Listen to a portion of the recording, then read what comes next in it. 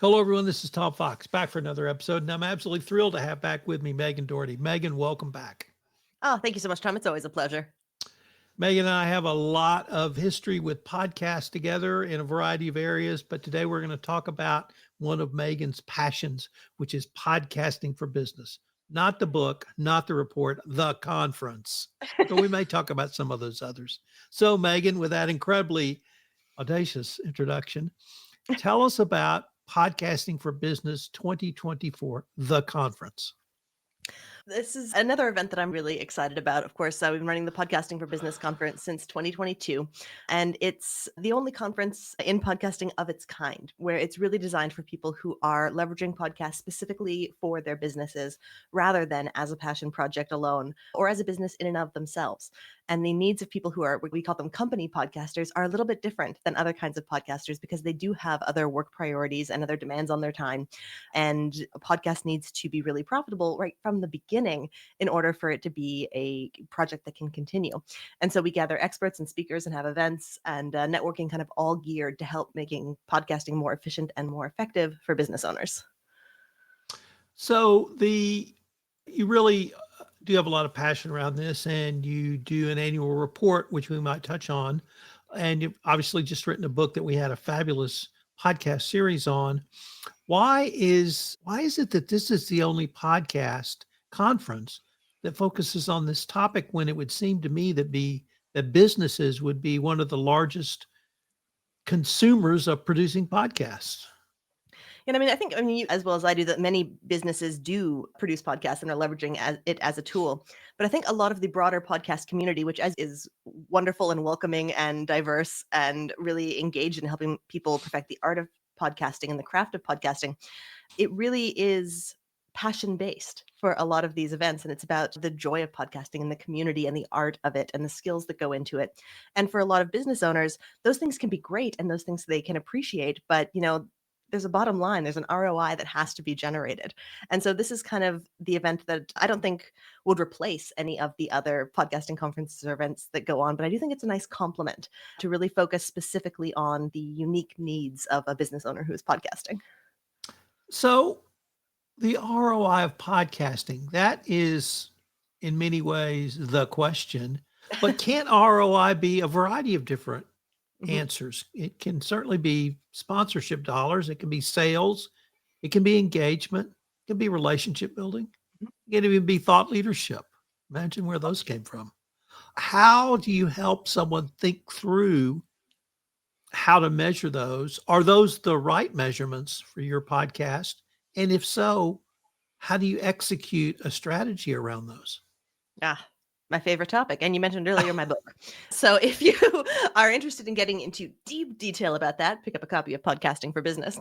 But the most important thing to do as a podcaster or as a business owner who's thinking about also becoming a podcaster is to start with your business and what it needs rather than with the idea that a podcast is a podcast and it's got to be done a certain way to do certain things.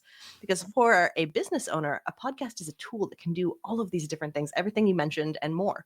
And if you start with what your business actually needs, whether that is more sales, whether it is brand awareness, whether it's SEO, or whether it's relationships, you can optimize a podcast to do that kind of specific work within your business. And you can really rigorously track how well it's doing that work to make sure that the investment you're making is paying off. And so it really comes down to, what does your business most need? Is it connections with people? Is it to nurture an audience you already have? Is it to build your thought leadership and reputation? And once you kind of figure that out, you can work backwards and develop a plan that's going to do exactly what you need without having to worry about all of the other stuff. Megan, in prior iterations of this conference and in other conferences, we've seen some speakers talk about some of the topics relevant to business podcasting, and I think they're fairly well known. What struck me about this year was some new voices Mm-hmm. on our topic of business podcasting for businesses. Could you maybe talk about that, some of the new voices that you're excited to hear at this year's conference? Absolutely. And I'm glad you brought that up because there are the big voices in podcasting who everyone knows and who do really amazing work, but there are much smaller or newer creators who are also doing really interesting work too. And I think one of the privileges of running an event like this is getting to find those people and provide a platform for them to share some of what they're working on. So one of the things I'm most excited about this year is we've got a whole panel of experts talking about voice, like the instrument of the voice as used in podcasting. So we're going to be hearing from Mary Chan, Andrea Klunder, and Brienne Hennessy, all about different ways to protect your voice, to use it with more variety, and to really kind of challenge some of the ideas we have about bad voice practices like filler words or vocal fry. And so I think that's going to be really interesting. And we've also got a few other podcast producers. I run One Stone Creative. We produce podcasts, but there are lots of other production companies that are doing really interesting things too. So I've reached out to the owners of a number of them so they can talk about their strategies and how they're helping their clients who are also business owners do different things with their podcasting, just kind of broaden the scope of what we can all do with our podcasts. Megan, I think it was earlier this week, you had some type of article on show notes. I did. And I'm always intrigued by this topic because I'm not exactly confused, but I've used a variety of different styles for show notes. Sometimes long form blogs, sometimes bullet points, sometimes a combination of both, sometimes a paragraph. And frankly, I've not found one silver bullet, I should say, for show notes. Are show notes really almost what the podcaster wants to put out as opposed to what the consumer might want? And maybe are we looking at it the wrong way because of that? I think a little bit. So I think there's kind of the idea you've got a podcast and show notes come with it. But as you pointed out, there's so many different kinds of show notes and they can really do different things. So it coming back again, as I always do, to the business goal and the outcomes you're trying to create with your podcast. For some goals, having really long, lengthy, robust, or even a few paragraphs of show notes doesn't matter that much because it's all about who's listening, maybe what's happening on YouTube or other places. And it's just not so much about the written material. But then you've got other types of businesses who have other types of goals. Let's say I have a podcast and my main goal is to let people know about my book and to get people to buy my book and for me to have more readers. Then for me, if I want to convey that information to someone, I don't really care if they get it because they hear it or they see a video about it or they read something about it. I want to make sure that's available for all people so that everyone who's potentially interested is going to get the information that I want them to have. And so I might do more robust show notes in that situation. And another point for long podcasts, my show, the company show, is mostly a networking show. So I use it to get to know people and have some time to chat with them. And I want to create a good relationship. And I found that really long show notes that have a lot of transcription elements and really let me share a lot of what the guest shared on the episode, they love it. The guests I have, and it makes a better kind of touch point for the relationship when they see, actually, no, we did a whole blog post with multiple sections and lots of great quotations from you. People are really pleased to see that much effort put in. So from a relationship building standpoint, it's an awesome move also for SEO. But then there are other shows where if you're, say, directing clients or leads to listen to something really quickly to learn something, they probably just need to hear it and the notes aren't going to be so important. So I'd think about always what is the goal of the show and how are your notes supporting that? Megan, how do you help a business owner think about integrating uh, the social media marketing aspects that come from podcasting into an overall marketing strategy? Because I Mhm. still find a lot of business owners, they may understand social media marketing or may not, but they don't understand how to integrate a podcast into that. Is that something you will touch on at this conference? We've got a little bit of conversation about social media in terms of creating, or in terms of the discoverability more than anything else, because that's like the great white whale of podcasting, right? Is how to get your show found by other people. And there are strategies that you can use to make your content more engaging and to get more people kind of interacting with it and hopefully clicking through to whole episodes. So we've got some experts who are going to be talking about using video content to do this, some who have specific strategies for creating virality, and some who have strategies to get your guests acting on your behalf on social media for how to get more listeners and more engagement. But yeah, we're going to be covering that a little bit at the conference, which you should definitely be coming to. There's some of the presenters and speakers I really wanted to highlight Yeah. because they're names that are well known to me. I think they're names that are well known to the industry, or perhaps not as well known yet. They are great in their subject matter expertise. But I want to start with Jeremy Enns. Mm. And I find Jeremy to be incredibly knowledgeable, but as important is he's able to communicate his strategies and his tactics in a way that I think most people understand. But what do you hope to get or hear from Jeremy at this conference? I'm always so excited to hear from Jeremy because he brings the data, and he's so good at explaining it.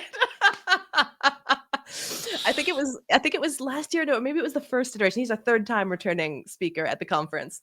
He had an Eisenhower matrix for how you should prioritize work that you do on your podcast, and I was just like, this is amazing.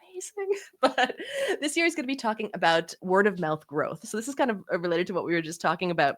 But he's going to be sharing some strategies for how to make the content that you put out something that people want to talk about and tell other people about, which I think is something that we all want to do with our content. We all want to make stuff that's interesting enough that someone's going to say, hey, you got to hear this, or have you heard? You got to check this out. And so that's what his presentation is going to be focusing on this year. And I can't wait for it either. So you do have one woman who I've heard and I think is just fabulous, and that's Fatima Zaidi. And what is Fatima and Allison Osborne, her co-presenter, going to talk to us about this year? They're actually also going to be presenting some research. They have been doing work in branded podcasts often by larger companies that are branded with that company's name, and what they've learned from working with these companies at their production company and hosting company, so Quill and Co-host. They've put together all of these data into a wonderful report. And so they're calling it it's called the Branded Podcast Blueprint. So they've coalesced these different learnings into some actionable advice that we're going to be able to use. So I think that's going to be of huge interest to everybody that's attending. Megan, one of the most ubiquitous topics in business today is OpenAI, ChatGPT, bots, and other strategies around those tools. Will you be able to talk, or will we be able to listen to presenters on a variety of AI topics this year?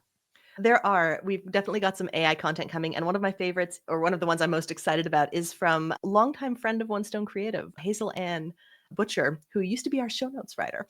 And her business in working with AI tools and developing new uses for them got so big she had to drop One Stone Creative as a writing client. So it was with warm hearts we said goodbye so she could start pursuing this business more. And she is going to be teaching everyone in attendance how to create a chatbot with your own podcast content. So you can basically talk to your own podcast and your listeners can talk to your podcast. And I think that's going to be really cool. It's got so many interesting use cases. Megan, in addition to your passion around a variety of topics, and data, you're a complete geek around tech and process. Will we have some of the typical sessions we've seen in the past around process to help make your process, your production process, your pre-production process, or even your podcast recording process more efficient? There's going to be a little bit around that, and specifically in the area of video. So as video podcasts are getting more and more popular, we're seeing more and more of them. And so we've got a couple of video experts who are going to be coming in to talk about how to create content that is going to look better, sound better, and be easier for your production team to handle than maybe an off-the-cuff Zoom recording.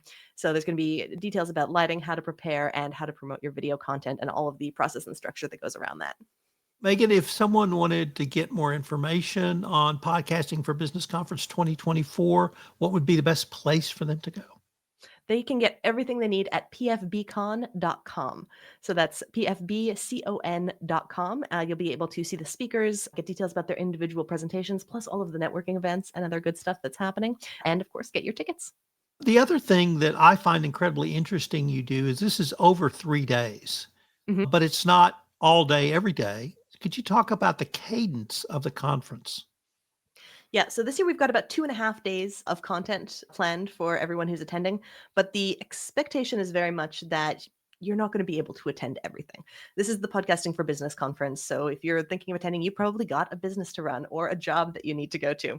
And so we've really tried to arrange everything so that every day there's going to be a couple of things that you are able to go to live, and then other things that you're going to catch on the recordings. And so we don't differentiate with the tickets between getting the recordings or attending live. It's all just one ticket. It's all included.